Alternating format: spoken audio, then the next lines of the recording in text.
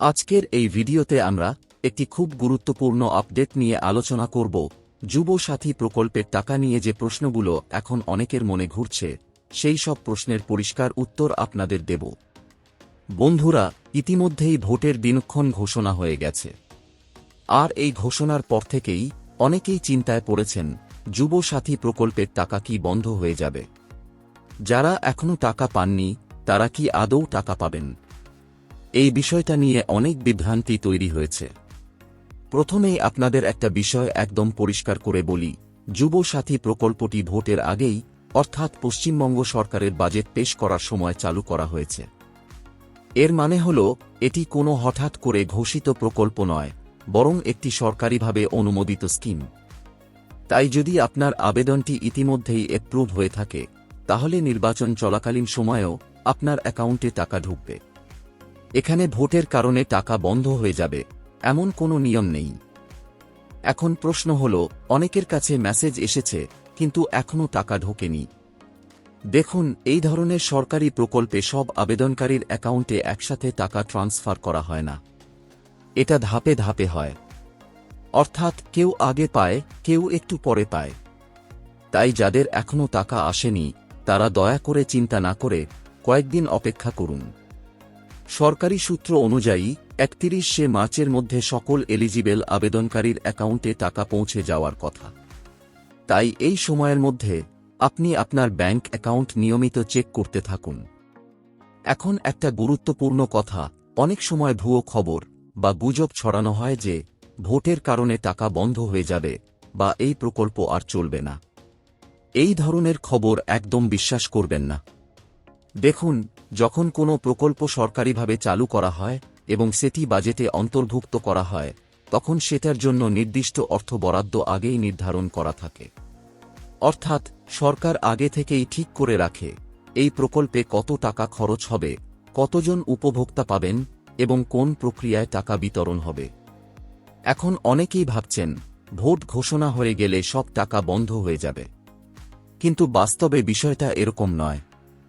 Vote ঘোষণার পরে model code of conduct চালু হয়। এই নিয়মের মূল উদ্দেশ্য হল নির্বাচনের সময় কোনো নতুন প্রকল্প ঘোষণা না করা, যাতে ভোটারদের প্রভাবিত না করা যায়। কিন্তু এখানে একটা গুরুত্বপূর্ণ বিষয় হল যে প্রকল্পগুলো আগেই অনুমোদিত হয়েছে এবং বাজেটে অন্তর্ভুক্ত আছে, সেগুলো চালু থাকে এবং সেই প্রকল্পের কাজ বন্ধ হয় না। অর্থাৎ যদি যুব সাথী প্রকল্পটি বাজেটের সময় থেকেই চালু হয়ে থাকে, তাহলে এটি কোনো নতুন ঘোষণা নয়। ফলে নির্বাচন চলাকালীন সময়েও এই প্রকল্পের আওতায় টাকা বিতরণ চালু থাকতে পারে।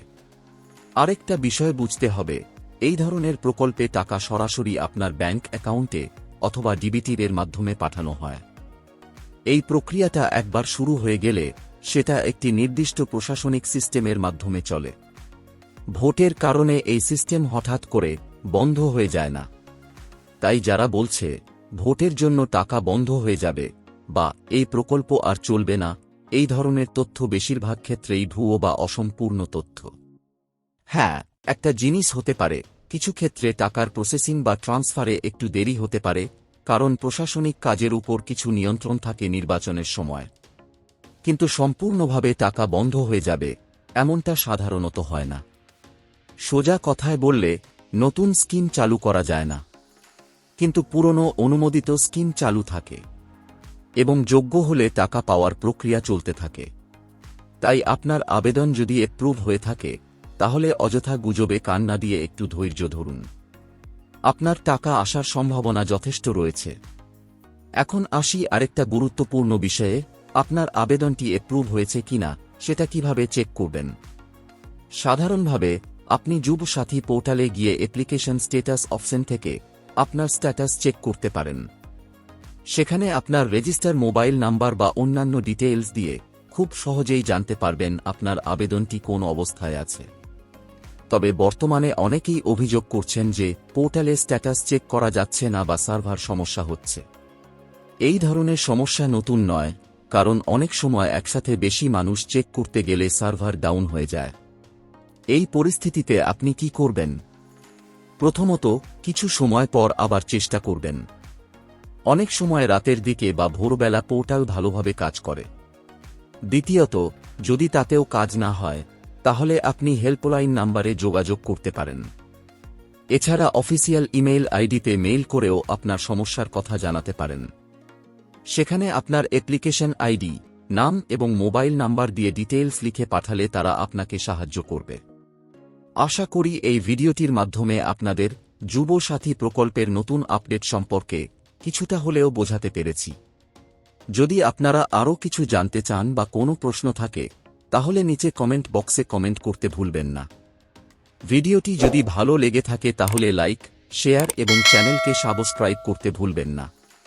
এই ভিডিওটি এতক্ষণ দেখার জন্য আপনাকে অসংখ্য ধন্যবাদ।